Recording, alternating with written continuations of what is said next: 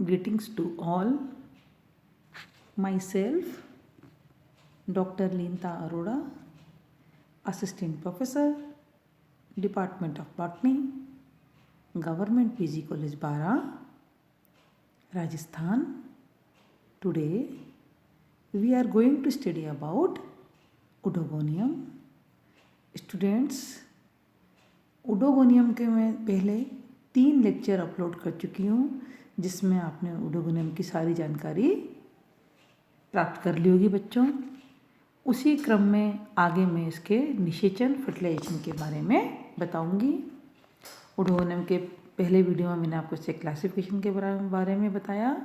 Division Thallophyta, class Chlorophyceae. Chlorophyceae के बच्चों main character क्या होते हैं? इसमें क्लोरोफिल ए और बी बहुतायत में पाया जाता है एज ए डोमिनेंट पिगमेंट के रूप में। ऑर्डर ओडोगोनियल्स, इसमें कैप्सल्स प्रेजेंट होती हैं। Family Oedogoniaceae, genus Oedogonium. Occurrence के बारे में मैंने आपको फर्स्ट वीडियो में बताया। इंपॉर्टेंट फीचर्स के बारे में बच्चों आपको मैंने फर्स्ट वीडियो में बताया। Plant body of Oedogonium, next video में मैंने इसके बारे में बताया बच्चों आपको। सेल स्ट्रक्चर ऑफ ओडोगोनियम के बारे में सेकंड वीडियो में बताया। थर्ड वीडियो में मैंने आपका रिप्रोडक्शन स्टार्ट किया बच्चों। ओडोगोनियम में रिप्रोडक्शन 3 तरह से होता है: vegetative reproduction, asexual reproduction and sexual reproduction. Vegetative reproduction यानी कायिक जनन, अलैंगिक जनन और लैंगिक जनन। कायिक जनन इसमें फ्रेगमेंटेशन द्वारा होता है, विखंडन द्वारा होता है, और एकाइनेट फॉर्मेशन द्वारा इसमें वेजिटेटिव रिप्रोडक्शन होता है।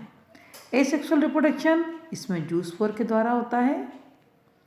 सेक्सुअल रिप्रोडक्शन इसमें 2 तरह की इसमें होती हैं, मेकेंड्रस एंड एनेंड्रस। दोनों में अलग अलग तरह से सेक्सुअल रिप्रोडक्शन होता है। इसके बारे में मैंने मेकेंड्रस और एनेंड्रस स्पीशीज के बारे में आपको पिछले वीडियो में बता चुकी हूँ। अब हम आते हैं इसके generation of endospore and formation of antherozoids भी मैं बता चुकी बच्चों। अब हम आते हैं इसके फर्टिलाइजेशन पर, यानी कि निषेचन पर। निषेचन की प्रक्रिया पुदीर्ती तथा पुवामनी दोनों प्रकार की जातियों में एक समान होती है, यानी कि मेकेंड्रस और नेनेंड्रस स्पीशीज जो होती हैं, दोनों में निषेचन की क्रिया जो होती है स्टूडेंट्स एक समान होती है। अंडधानी के श्लेष्म में उपस्थित रसायनों के प्रति आकर्षित होकर पुंगणु अंडधानी की भित्ति में उपस्थित छिद्र द्वारा उसमें प्रवेश करते हैं। अंडधानी के छिद्र के पास क्या होता है? श्लेष्म होता है। उससे क्या है, ये अट्रैक्ट होते हैं पुंगणु और अंडधानी के अंदर उस छेद में से अंदर प्रवेश करते हैं। यद्यपि कई पुंगणु अंडधानी के छिद्र या दरार तक पहुंचते हैं, परंतु अंड का निषेचन केवल एक पुंगणु का संचलन कचारग्राही क्षेत्र से हो जाता है। क्या है बच्चों? बहुत सारे पुंगणु अंडधानी के छिद्र तक पहुंचते हैं, परंतु अंड का जो निषेचन होता है, फर्टिलाइजेशन होता है, वो सिर्फ एक पुंगणु के द्वारा संलयन कचारग्राही क्षेत्र में होता है तथा कोशिका द्रव्य आपस में मिल जाते हैं। कुछ समयोपरांत दोनों केंद्रों का भी संलयन होकर एक द्विगुणित केंद्रक का निर्माण हो जाता है। Fertilisation antherozoids are attached by mature oogonium through chemical stimulus. Chemical stimulus यानी कि श्लेष्म में उपस्थित रसायनों से आकर्षित होकर एंथ्रोजोइड्स उसके वो छेद के पास पहुंचते हैं या वॉल के पास पहुंचते हैं। Normally, only one anthrozoid enter through the opening on the ogonial wall and fertilize the egg. लेकिन इसमें से खाली एक ही एंथ्रोजोइड जो होता है वो ओपनिंग ओगोनियल वॉल में अंदर एंटर करता है, फर्टिलाइज द एग को फर्टिलाइज करता है, resulting in the formation of diploid zygote और oospore। इसका रिजल्ट क्या मिलता है कि इससे डिप्लॉयड जायगोट या oospore का निर्माण होता है। कुछ समयोपरांत दोनों केंद्रकों का परस्पर संलयन हो जाता है, वे एक द्विगुणित केंद्रक का निर्माण हो जाता है। इसके पश्चात मोटी भित्ति वाले oospore का जन्म होता है, निषिक्त कांड का जन्म होता है।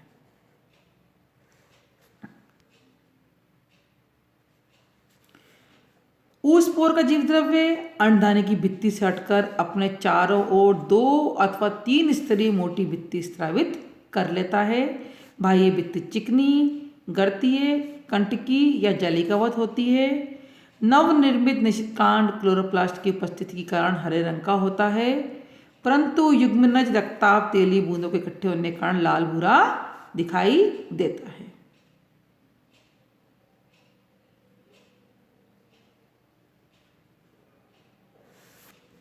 निश्चित कारण का जीव द्रव्य जो होता है अंडदानी की भित्ति से चारों 2 से लेकर बच्चों 3 स्तरीय मोटी भित्ति बना लेता है। बाह्य भित्ति चिकनी होती है, गर्तीय पिटेड होती है, कंटकी होती है, स्पाइनी होती है और जालिकावत होती है या रेटिकुलेट होती है। नवनिर्मित ऊस्पोर क्लोरोप्लास्ट की उपस्थिति के कारण कैसे दिखाई देते हैं? ग्रीन कलर के दिखाई देते हैं। परिपक्व युग्मनज रक्ताभ तेली बूंदों के इकट्ठे होने के कारण लाल भूरा दिखाई देता है, लेकिन मेच्योर जो ऊस्पोर होता है उसके अंदर रेडिश ऑयली ड्रॉप्स इकट्ठी हो जाती हैं, तो इससे ये लाल भूरा दिखाई देता है। बच्चों आपको दिख रहा है step of ऊस्पोर formation.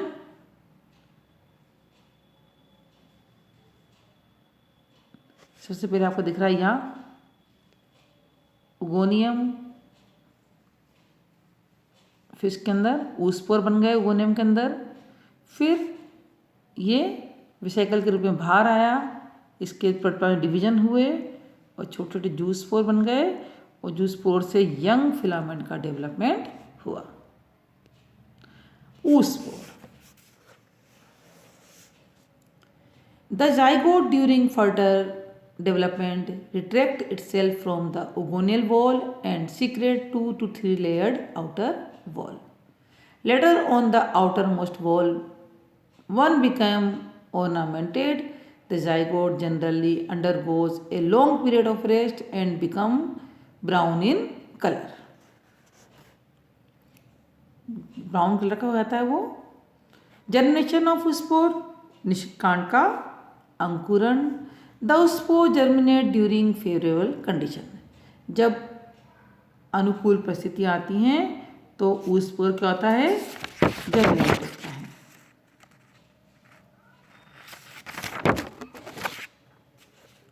The nucleus undergoes meiosis and form 4 haploid daughter nuclei.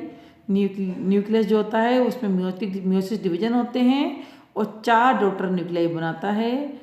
The nuclei accumulate some cytoplasm and form 4 daughter protoplasm. They liberate by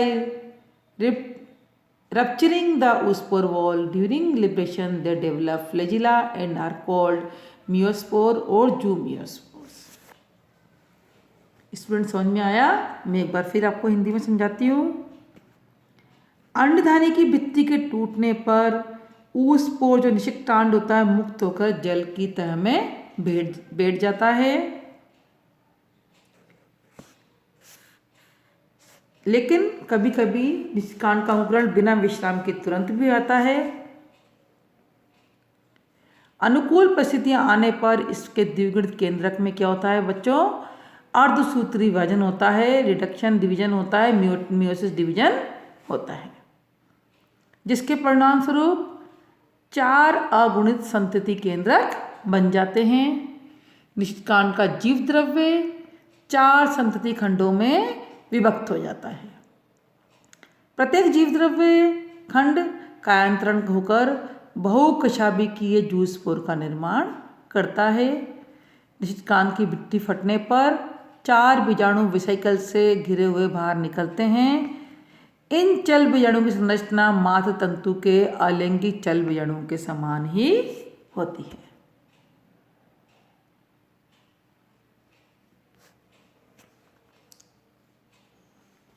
Initially, they remain inside a delicate vesicle which soon disintegrate and the zoospore get free into the environment. After swimming for some time in water, they withdraw their flagella and germinate into new haploid oedogonium filament like zoospore in asexual reproduction. कुछ देर पानी में तैरने के बाद ये अपने flagella को ये विड्रॉ कर लेते हैं और इसका जर्मिनेशन होता है, ये हैप्लॉइड ओडोगोनियम फिलामेंट का फॉर्मेशन करता है। जैसा कि अलैंगिक जनन में बनता है फिलामेंट, इसी तरह इसमें भी एक फिलामेंट का फॉर्मेशन होता है। The nature of zoomeospore development varies in monoecious and dioecious species.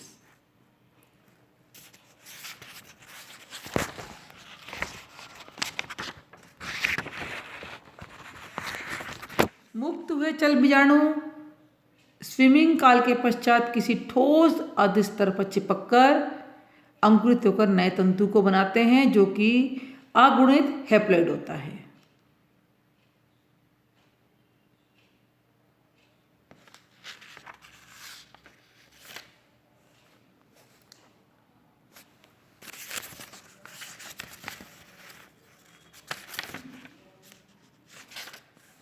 ये आपको दिख रहा है ओगोनियम का unbranched filament, ovum, oospore, antherozoids, meiosis, zoospore formation, zoospore बने, चारों जूस्पोर से नया फिलामेंट का डेवलपमेंट हुआ। इधर एसेक्सुअल रिप्रोडक्शन से जूस्पोर बनते हैं, उसके द्वारा भी जाइगोस्पोरेंजियम फिर नया फिलामेंट का डेवलपमेंट होता है। In monoecious species all the zoomeospore develop into similar odontogonium filament. In dioecious species, out of 4 meospores, 2 develop into male and 2 develop into female odontogonium filament. Indian species, Odontogonium cardiacum, Odontogonium ester, Odontogonium elegans, Odontogonium aerolatum and Odontogonium eramigerum, ये इसकी Indian species हैं। अब हम इसकी life cycle पे आते हैं।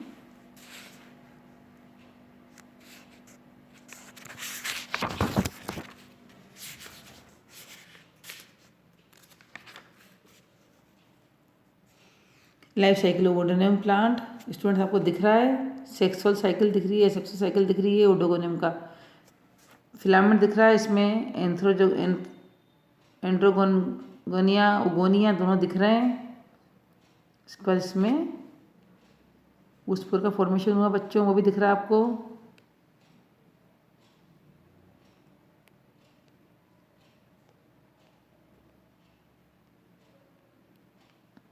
और एसेक्सुअल रिप्रोडक्शन में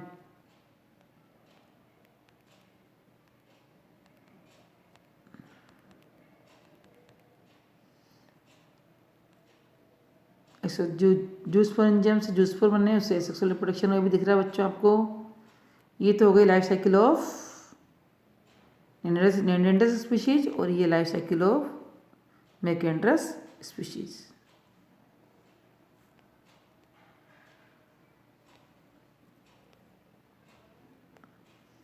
ये इसकी लाइफ साइकिल दिख रही है स्टूडेंट्स। ओडोगोनियम का तंतु अगुणित होता है, इसमें द्विगुणित अवस्था अल्पकालिक होती है।